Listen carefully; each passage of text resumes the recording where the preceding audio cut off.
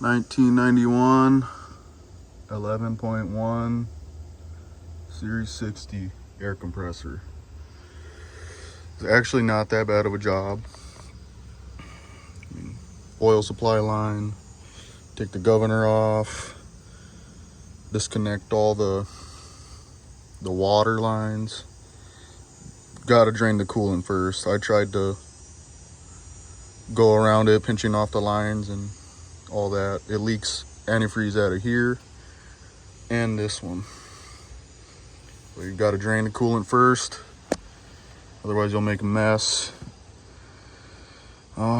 Then start taking stuff apart. Got airline here, another airline, coolant.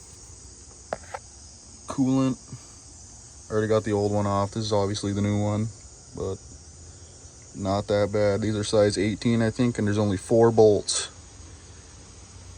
1, 2, 3, and then 4 is on the other corner. There's a 5th hole on the bottom. That is the oil supply tube down there. I thought it was 5 bolts the whole time, but nope, 4 bolts.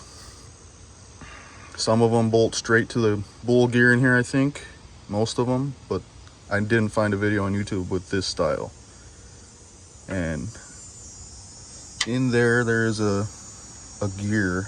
I already got it on. I don't feel like taking it back off, but it's pretty easy to line up. I mean, you can tilt the air compressor back, get it locked in place, and then you can just move the air compressor back where you need it. That's what I did. It was really easy that way, instead of trying to line the gears up from here to the air compressor. That was really easy for me to do. I thought it was going to be hard. It was really easy. And then start putting it back together.